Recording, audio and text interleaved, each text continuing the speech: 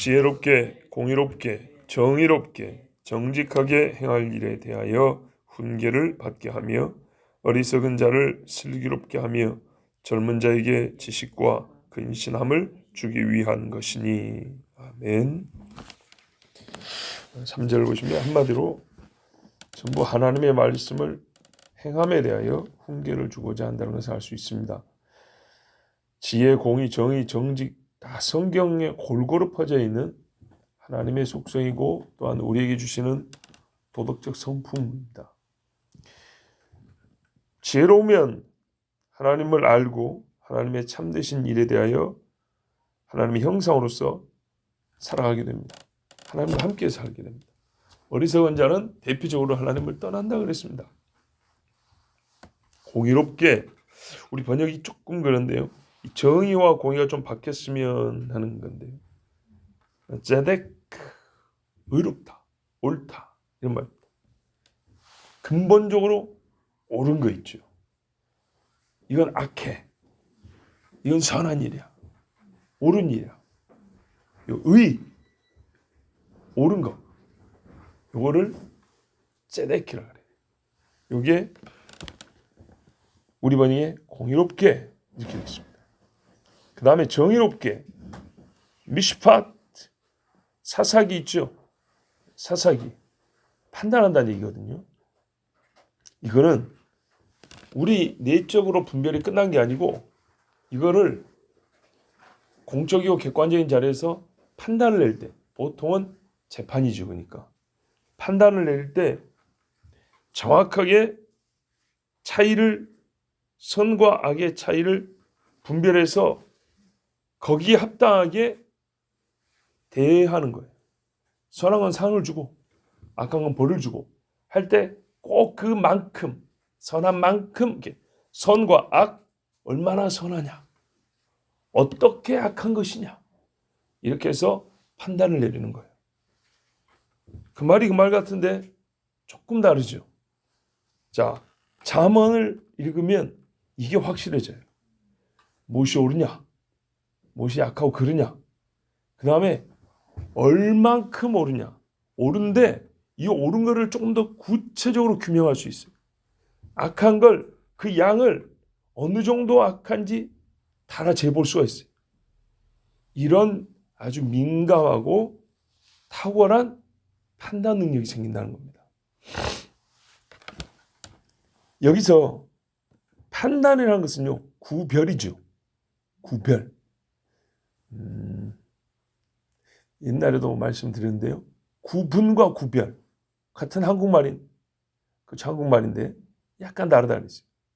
예를 들어서 구별은, 자, 여기서 컵하고 수건하고 가려봐. 이게 구별입니다. 다른 거죠. 판단은 구별입니다. 물론 좀 더 넓게 말하면 구분도 들어갑니다. 먹어보니 등심이네, 안심이구만, 에헤 갈비네. 소 한 마리 안에 부위를 나누어서 차이를 말할 수 있는 거예요. 이게 구분이에요. 구분 짓는다는 것은 본래 한 덩어리인데 그 안에서 경계를 지을 수 있는 거예요. 구별은 애시당초 달라. 그래서 선악은 구분이 아니고 구별인 거예요.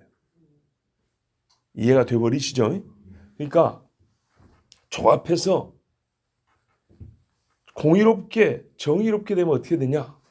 사람이 얼마나 똑똑해지냐면 도덕적으로 말이죠. 어떤 하나의 행위 안에서 이게 옳은 것이냐, 그른 것이냐. 예를 들어서 이 행위가 옳다, 요 행위가 옳고 요 행위가 잘못됐어요. 옳은 행위와 그른 행위를 나눈다고요.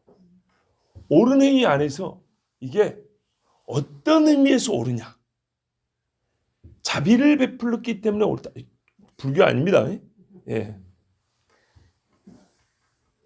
하나님의 율법을 준수했기 때문에 옳다.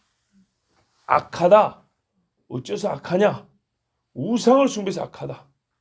악하다, 어째서 잘못됐냐 했더니 하나님을 섬긴다고 하지만 거짓말을 해서 악하다. 이렇게까지 나오는 거예요. 더 가면 거짓말을 했는데 한 문장 안에 이 부분은 거짓말이고 이 부분은 진짜고 섞여 있구만. 뭔 말인지 아시겠죠? 아주 세밀하게 이렇게 나눌 수 있을 정도로 사람이 지혜로워지는 거예요. 이걸 종합해서도 지혜라고 할 수 있겠죠. 이렇게까지 될 수 있어요. 그럼 사람이 깐깐하냐? 아니죠. 여기에는 따뜻함이 항상 묻어있게 돼 있어요. 하나님을 섬기는 사람은 차가움이 아니라 따뜻함이 있게 돼 있어요. 옛날에 청년들 제자 훈련하는데 언니가 동생을 저한테 고발을 했어요. 왜? 제자 훈련 시 흡연, 음주, 1회 적발 탈락입니다. 근데 지 동생이 술 먹고 들어왔다고 저한테 고발을 했어요. 그래서 언니부터 불렀어요. 내가 이따구로 가르쳤냐. 술 먹는 것은 반드시 내가 거기에 따라 형벌을 내릴 것인데 그거를 언니 네가 와가지고 나한테 일러 바치라고 그게 지금 잘했다고 하는 짓이냐. 그래서 아주 뭐라 그랬어요. 그렇지만 동생은 이제 알게 됐으니까 갈라디아서에 범죄한 일이 드러나거든. 온유한 심령으로 그를 바로 잡고 그랬으니까 이제 동생을 불렀죠.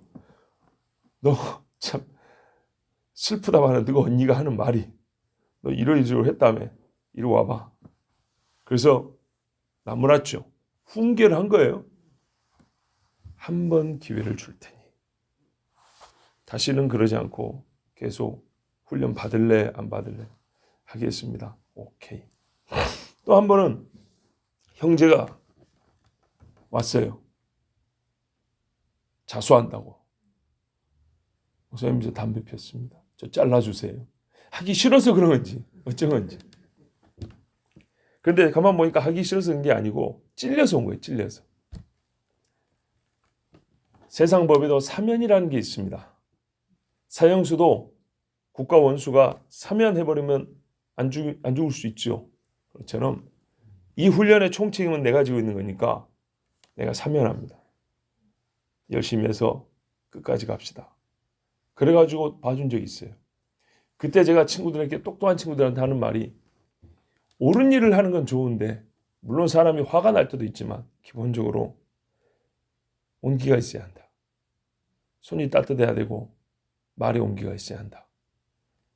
이렇게 가르쳤던 적이 있습니다. 성경은 요나서를 읽어서 알듯이 하나님 그렇게 말씀합니다. 죽는다. 에라 뒤져보라. 이렇게 말하는 게 아니에요. 죽는다 너고. 이렇게 하면 죽어 이놈아. 돌아와.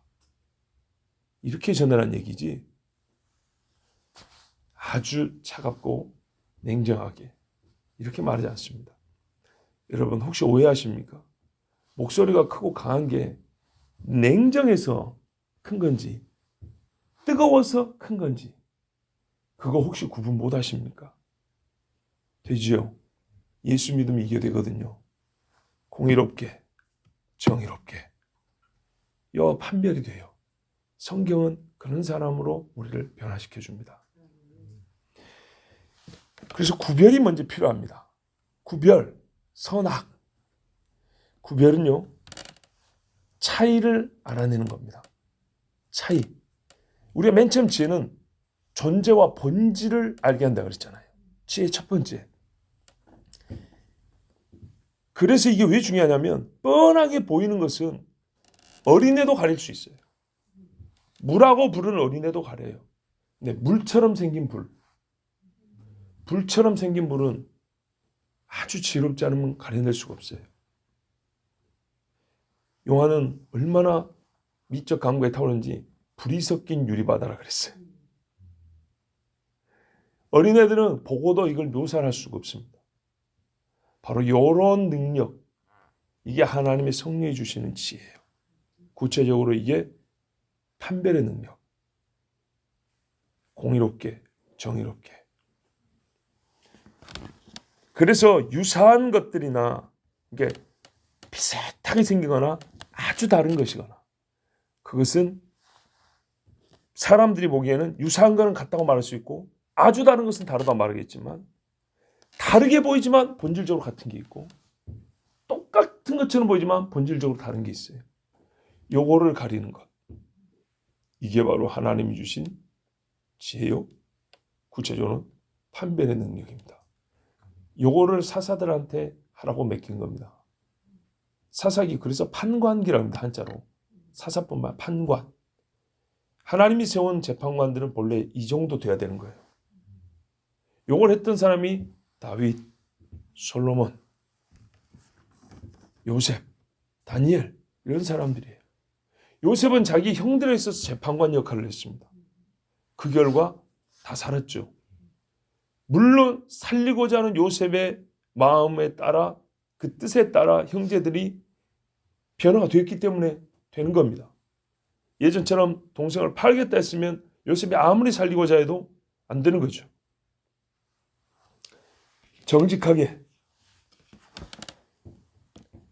행할 일. 정직에 보면은 여기는 조금 다른 말인데 여기는 공평입니다.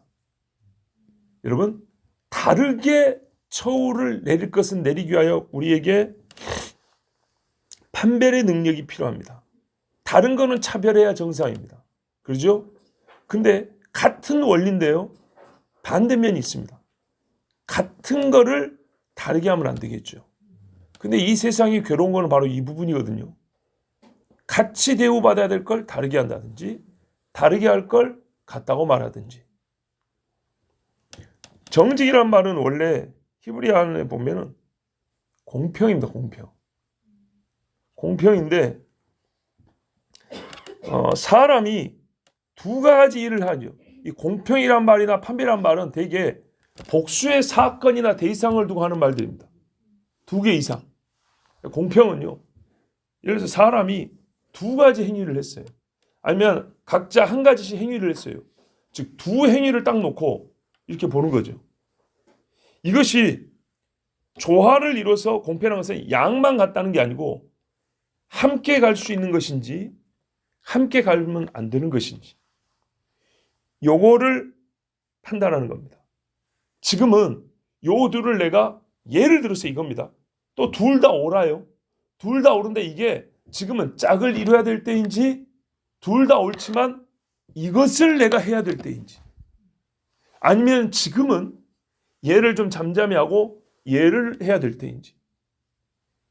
차를 모는 분들에게 예를 들어볼까요? 기아를 2단, 3단 넣죠. 2단으로 가도 되고 3단으로 가도 돼요. 그때 2단으로 하면 조금 더 힘이 있어 좋겠다. 3단으로 하면 조금 더 자연스럽게 빠르게 할 수 있어 좋겠다. 둘 다 틀린 건 아닌데 그 묘한 타이밍을 알아낸 거. 이게 잘 되는 사람이 바로 이제 전문 드라이버들 아니에요? 그 타이밍. 이것을 자동적으로 맞춘다는 게 자동기어입니다. 그죠? 그것처럼. 이게 조화를 이루어 함께 갈 때인지 아니면은 얘보다는 얘를 내가 해야 될 때인지. 일단은 뭐가 앞서야 되죠? 판별이 돼야 되죠. 얘는 뭐고 얘는 뭐고. 근데 이것을 같이 갈 것이냐 따로 갈 것이냐.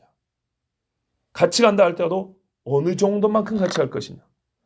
따로 간다 할지라도 5분간은 따로 하고 6분부터는 같이 가고. 이런 것을 알아내는 능력. 이건 보통 전쟁 때 쓰이죠. 예를 들면 이게 꼭 지금 전쟁 얘기를 한 건 아니지만 군사가 10만 명 있지만 5만 명씩 때로 나눠가지고 똑같은 작전을 5만 명씩 하게 할 것인지 아니면 5만 명을 먼저 밀어붙이고 그 다음에 얘를 어느 시점에 투입을 할 것인지. 뭔 말인지 이해가 되시죠? 예를 들면 그런 겁니다. 공평은 조화를 이룬 것과 조화를 이루지 않는 때를 구별하는 능력. 그래서 기본적으로는 같은 것과 다른 것을 판별해야 되고 그 같은 것과 다른 것들을 어느 때 얼마만큼 함께하게 하고 분리시키고 이까지 가는 것. 여러분 잠언을 읽으면 이게 된답니다. 아이고 그분 이걸 잘 못했던 삶은 잠언을 안 읽은 거예요.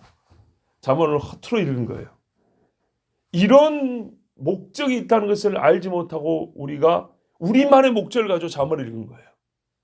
하나님께서 얼마나 마음이 아프셨을까요?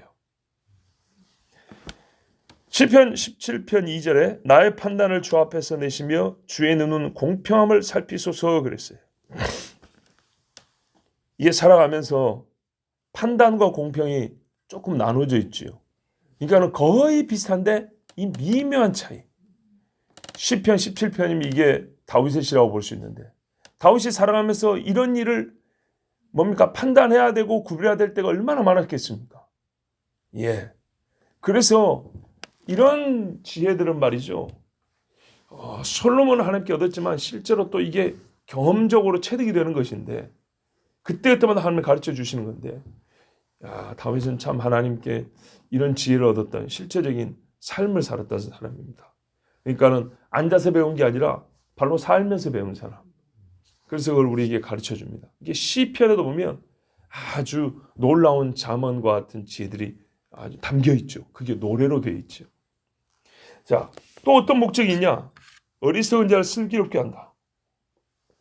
어리석다는 말은 바보라는 뜻이 아닙니다. 경험이 없어서 잘 모른다. 사람이 아주 순진하다. 바보는 아닌데 단순하다. 그런 사람 있죠? 예. 혹시 본인이라고 생각하시는 분 계세요?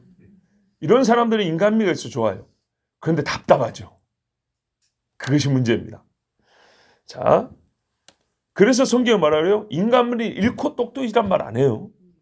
지식은 교만하게 하며. 똑똑해지는데 많이 쌓고 알기는 많은데 교만해지면 그거 쓰겠어요? 안 되겠죠. 예. 단순한 자라고 번역도 합니다. 그래서 어리석으면 바보 느낌 든다고요? 바보란 뜻이 아닙니다. 이 느낌을 이 말의 어감을 좀 살리기 위해서 어떤 번역들은 단순한 자 이렇게 말합니다. 그러면 그 반대가 뭘까요? 바보가 아니니까 신중한 사람 이렇게 되는 거예요. 단순하니까 좀 경솔해요. 생각을 깊이 못해요. 이렇게 가버린다고요. 하고 생각 좀 해봅시다. 이럴 일이 있는데 그냥 들어오면 나가버리면 이러면 사람이 참 관계 맺기는 좋은데 그러다 실수가 많아지죠. 그러면 어떻게 돼요? 의도치 않게 악한 것은 아닌데 인생을 멀리 돌게 되는 경우가 있죠. 안 당해도 당할 고통을 당하는 경우가 있죠. 예. 그래서 그런 사람들 어떻게 하냐? 여기 슬기로워진다는 것은 사람이 좀 신중해지고 사려 깊어진다는 얘기입니다. 다르게 말하면 뒤에 것만 말해도 깊어진다는 얘기입니다. 사람이 좀 깊어져요. 슬기. 히브리 말로 오르마라고 하는데 이거는 좋은 맥락과 좋지 않은 맥락에서 따로 씁니다. 자, 이런 데서 판별의 능력이 필요합니다. 좋지 않은 맥락이라는 것은 이 말이 뱀은 간교한지라 할 때 쓰인 말이에요. 좋지 않은 맥락에서. 좋은 맥락에서는 신중하고 슬기롭고 명철하다 할 때 원래 명철한 말 비나가 있는데도 불구하고 이 오른말을 쓸 때가 있어요. 그래서 번역을 명철 이렇게 번역할 때 있어요. 예를 8장 12절 같은 게 보면 그렇게 번역이 되어 있어요. 보시면 나아지에는 명철로 주소를 삼으며 그렇죠? 이 경우가 이게 바로 사실은 여기서 말하는 오르마예요. 슬기로 번역된 말. 예. 자, 이 슬기라는 말, 이렇게 신중하다는 말은 하나님을 경외하는 맥락, 긍정적인 맥락에서는 삶의 문제를 헤쳐나가고자 이성을 사용하는 능력입니다. 이성을 사용하는 능력이라니까는 깊은 생각을 하는 능력입니다. 그러니까는 들어보면 다 비슷비슷하죠. 예. 그래서 제가 한 거예요. 한마디로 여호와를 경외하며 하나님의 말씀을 행하는 능력들이라고 그랬어요. 자, 그래서 이 신중하다는 말은 빈틈이 없다는 뜻입니다. 생각에 이 사람의 빈틈이 없어요. 그래서 악이 들어올 때가 별로 없어요. 단순하면 들어올 때가 많아요. 그죠? 미끼 하나 뚝 던져주면 아니나 다를까 금세 물고 있어요. 그런데 신중하고 빈틈이 없는 사람은 던져놓으면 안 물어요. 예. 그래서 이거를 안 좋게 말하면 교활한데 좋게 말하면 사람이 신중하고 생각이 깊군. 속이기 어렵겠어. 이렇게 나오는 거라고요. 이 후자가 잠언에서 말하는 겁니다. 악한 사람들의 올무에 걸리지 않고 상황을 벗어나는 능력입니다. 그래서 이 22장 3절 잠언에 보면 슬기로운 자는 똑같이 이 말입니다.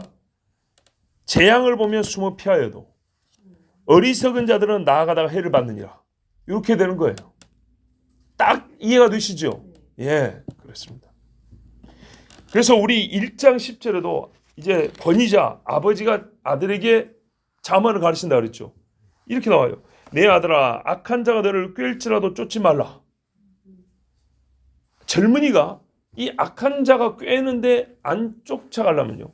여러분, 이 삐끼들을 많은 데 가면 다 누가 누구를 끌어당겨요. 어둠의 사람이 보통 젊은이들을 끌고 가죠. 젊은 사람들이 근데 많이 다닙니다. 갑시다. 끌면 어떻게 해요? 대부분 끌려갑니다. 끌려가지 마라 그랬어요. 그러므로 잠언에서 쓰는 오르마는 뱀을 표현할 때 쓰는 것이 아니고 하나님께서 신중하여 악에게 빈틈을 주지 않는 내적 능력을 가리킬 때 쓴다 이 말입니다. 왜? 잠언은 1장 10절에서 보듯이 전체적으로 어떤 일관된 의도성이 있냐면 젊은이를 생명으로 인도하고자 하는 그런 이 내적으로 이렇게 쫙 일관되게 흐르는 목적성이 있어요. 그렇기 때문에 여기서 슬기는 간교하다, 교활하다, 장꾀가 많다 이런 말이 아니라 신중하다, 사려 깊다 이런 말인 겁니다. 뭐 어떻게 해요? 단순한 자를 사려 깊게 해서 신중하게 하고 사람이 악에게 틈을 주지 않는 삶을 살게 한다. 특히 누구요? 젊은이들. 왜 삶이 단순할까요? 많이 모르니까. 경험이 적으니까. 자, 그래서 신중함과 사리분별이라는 것은 나이가 들거나 인간 본성을 오랫동안 관찰함으로써 얻게 됩니다. 대개. 그래서 솔로몬도 그러잖아요. 천부적으로 받은 지혜가 있고 이 지혜를 사용해서 경험으로 알게 된 지혜가, 관찰함을 알게 된 지혜가 있다고요.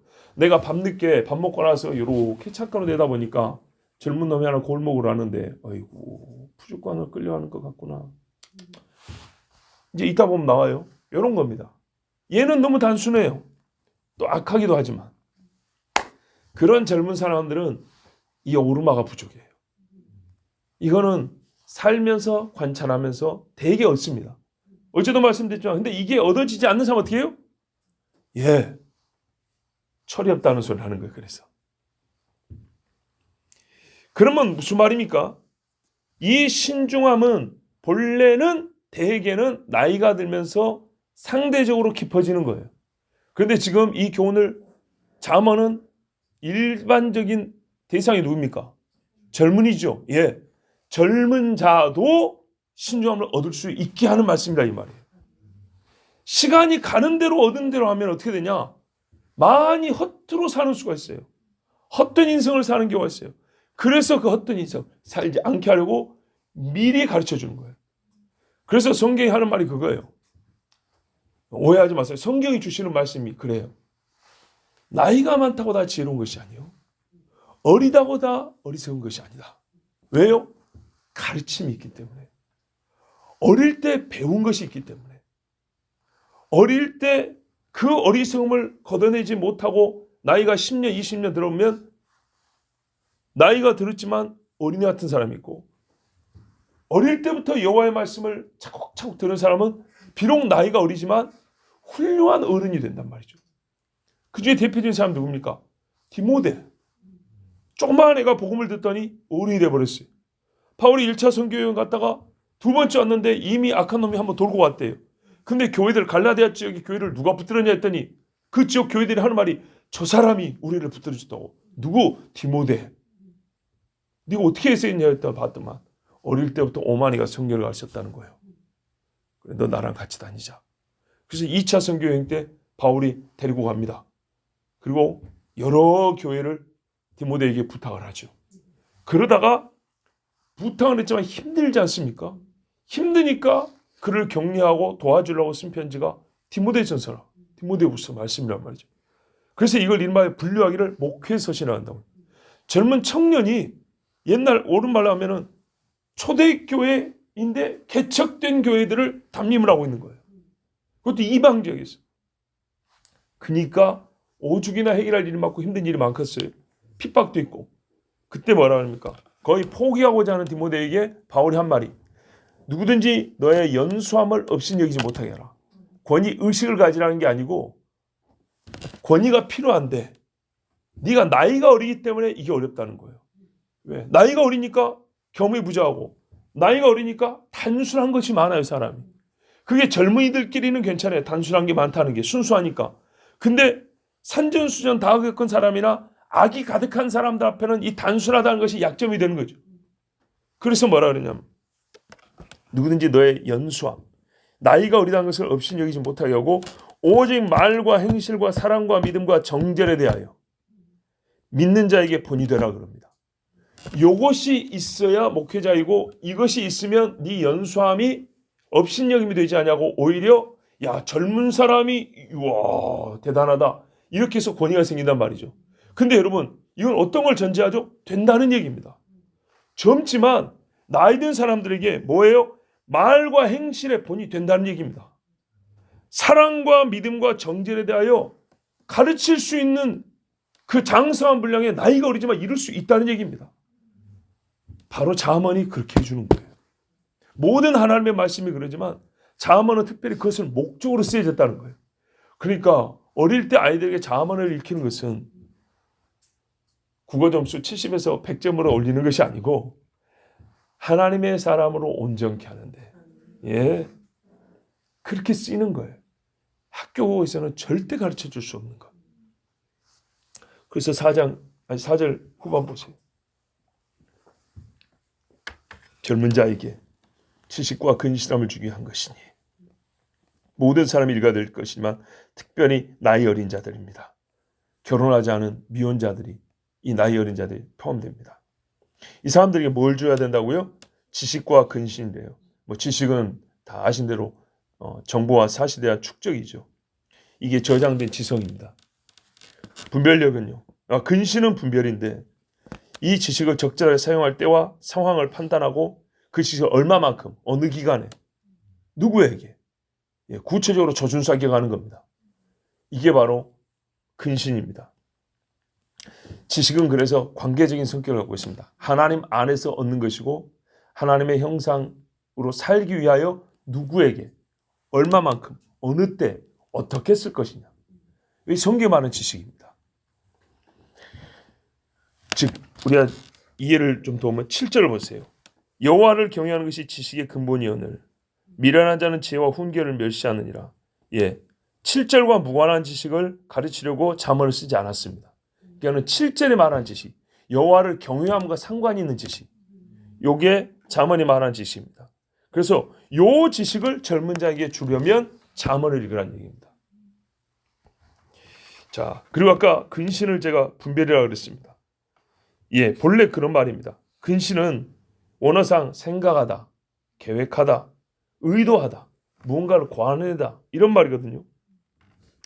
여기서 만들어진 말로 좋지 않은 맥락에서 아까 슬기가 좋지 않은 맥락에서는 교활하고 강교하다 그랬죠. 여기서 근신은 생각하다 하기 때문에 좋지 않은 뜻으로 쓰일 때는 악을 도모하다, 악한 계획을 세우다 이런 말입니다. 근데 지금 맥락이 긍정적인 맥락이잖아요. 젊은 단순한 자에게 슬기롭게 하고 지식을 준다 그러잖아요. 하나님 7절에 여호와를 경외하는 맥락 안에서 지식을 주는 거니까 좋게 쓰인 거죠. 이건 어떤 뜻이냐? 지략이 있게 하다. 건설적인 방식으로 삶의 길을 걷게 하고 악한 길은 피하게 하는 능력. 그런 식으로 사람이 어떻게 돼요? 생각을 만드는 겁니다. 생각을 정리하고 정하는 겁니다.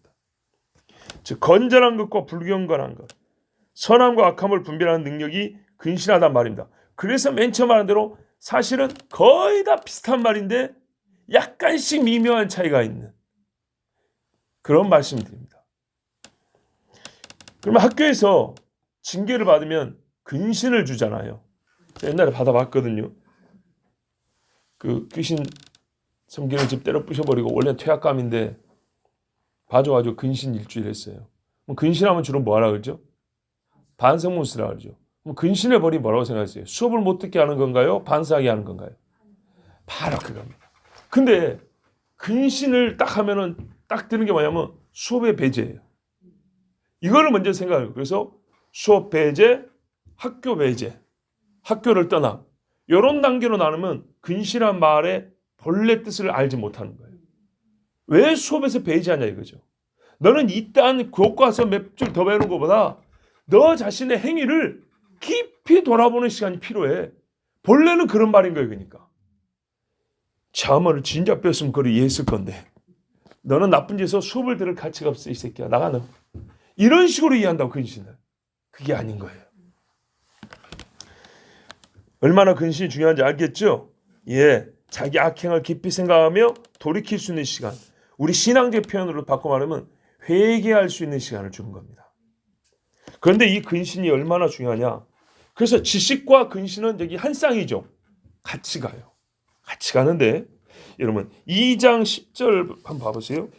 2장 10절에서 12절 한번 읽어볼게요. 제가 곧 지혜가 내 마음에 들어가며 지식이 내 영혼을 즐겁게 할 것이요. 와, 지혜와 지식도 함께하는데 우리가 지금 설교를 들으니까 좀 어려운 것 같지만 지혜와 지식이 인간의 마음속에 들어가면 들어갈수록 우리 영혼은 즐거워집니다. 근신이 너를 지키며 명철은 너를 보호하며. 그러니까 제가 비슷한 게 뭐냐면 원래 지혜하고 명철이 한 쌍인데 여기서는 근신하고 묶어져 있죠. 그래서 어떻게 했냐? 악한 자의 길과 패역을 말하는 자에게서 건져내리라. 이 부분이 아주 중요한 건데요. 근신이 하는 일이 뭐냐면 그러니까는 자 봐보세요. 여기 좀 다르요. 저를 잠깐 봐보세요. 지금까지는 지혜와 지식이 한 쌍이었거나 지혜와 명철이 한 쌍이죠. 그런데 또 보니까 근신과 명철이 한 쌍이고 근신과 지식이 한 쌍이죠. 그렇게 돼 있죠. 그래서 사실은 이게 큰 차이가 없는 말들인데 묘한 차이가 있다고 그랬습니다. 그래서 서로가 이렇게 교호적으로 바뀌면서 쓸 수가 있어요. 근데 바뀌면서 그냥 쓰는 게 아니라 기능적 의미가 조금씩 달라요. 무슨 말이냐? 내가 지식을 얻게 되면 하나님 안에서 지식을 얻으면 자연스럽게 지혜로워진다. 이런 식으로 상호 쓰일 수 있어요. 내가 지식을 얻으면 근신한 마음도 더해진다. 이렇게 쓸 수 있지만 이게 서로 함께 한다는 것은 하나님 말씀이 쌍을 이루는 목적이 또 하나 있어요. 이렇게 같이 얻게 해주시는 건 뭐냐면 우리가 살면서 이게 잘 안 될 때가 있어요. 또는 잃을 때가 있어요. 그런데 이런 게 즉 지혜가 항상 단독 행위를 하면 지혜가 우리에게서 무너질 때 우리는 인간이 무너질 수가 있어요. 지식이 단독으로 활동을 한다 하면 우리에게 지식이 부족할 때 사람이 진짜 말 그대로 멍청해져 볼 수가 있어요. 그런데요, 꼭 그렇지 않아요. 지식이 우리에게서 무너지는 때가 있어도 근신이 살아있으면 근신함이 우리를 보호해줘요.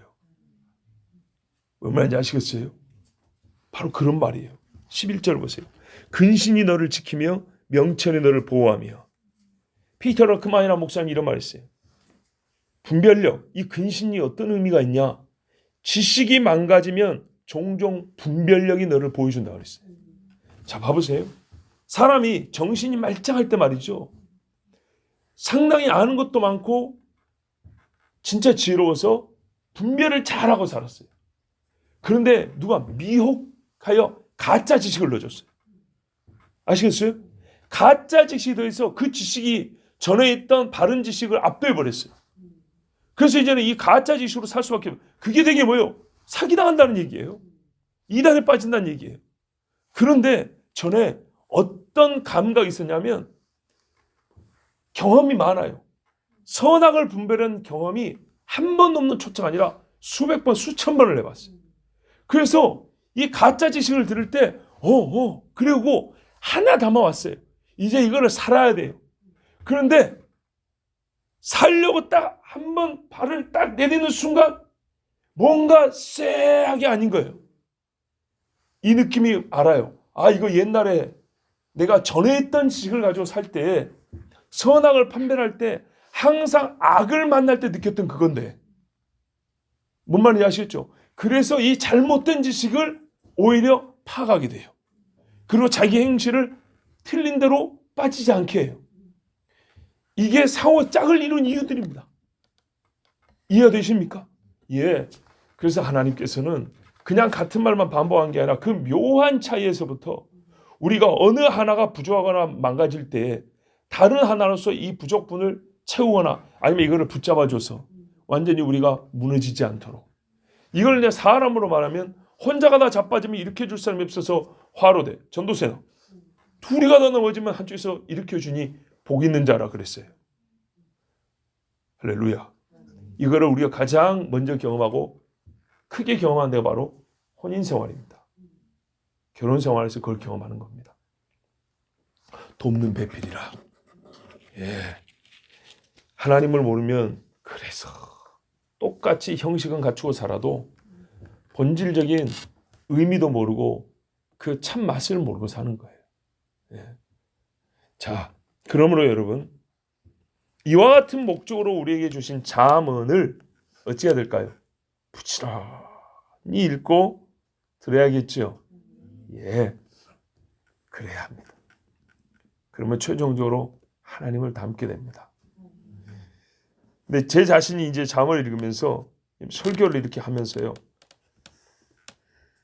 요나는 선지자였잖아요. 비교하여 말한다면 요나는 선지자고 말씀을 전할 책임을 맡았고 그걸 게을리한 사람이잖아요. 그러니까 그가 부름받은 것과 하는 일은 저하고 제가 선지자는 아니지만 좀 비슷한 면이 있잖아요. 그래서 소위 감정이입도 되고 부끄러운 것은 내가 좀 더 부끄러워지고 자랑은 좀 나도 좀 우쭐해지고 막 이래야 되는데 별로 그런 게 없었거든요. 근데 오히려 잠언을 지금 지난 시간까지 2번, 아니요, 그 전에 한 번 설교할 때부터 요나보다 훨씬 부담이 되는 거예요. 여기 선지자도 아니고 왕도 아니고, 그런데 구체적인 맥락에서 선지자라는 직임을 받은 자가 있다고 했다. 목사라는 직임을 받은 자가 이 정도밖에 안 된다. 이렇게 내 자신을 돌아볼 기회가 많고 부끄러울 게 많은데 오히려 그때보다 잠언 설교할 때 훨씬 더 마음에 큰 부담과 짐이 있어요. 제 자신에게 크고 깊은 뿌리를 가진 산처럼, 예, 숨을 헐떡거리면서 넘어야 될 산처럼 그렇게 다가오는 말씀이 잠언입니다. 평생의 처음입니다. 일단은 말씀을, 잠언을 이렇게 느낄 수 있다는 것에 진짜 감사합니다. 예, 사실은 그렇게 읽으라고 주신 말씀이니까 감사해요. 그러면서 한편, 야, 내가 어린 때가 지났나 보구나. 좋게 말하면요, 어린 때는 그렇게 안 느껴지고 있거든요. 그냥 짤막짤막게 읽기 편하고, 그죠? 우리 생활에 즉각 써먹을 수 있고 실제로 실용적이긴 한데 그냥 그렇게만 넘어갔거든요. 야, 내가 잠언을 무겁게 읽을 정도로 자랐나 보다. 내 어린 때가 지나고 이제 어른이 됐나 보다. 좋게는 그렇게 생각이 드는데 그만큼의 무게감을 갖고 이제 읽었으면 그렇게 전해야 되고 그렇게 살아야 되는 부담이 있는 거예요. 보니까 구비구비마다 이게 안 맞는 게 많은 거죠. 요나는 어떤 의미에서 딱 한 가지예요. 여호와께 명령받았으나 불순종. 그죠? 이게 커서 문제인데 하여튼 한 가지 주제로 그냥 줄기차게 가면 되는데 잠언은 크게 지혜지만은 구비가 많아요. 예, 골짜기까지 이 골짜기에서 걸리고 저 골짜기에서 쉬어야 되고 걸리는 게 많아요.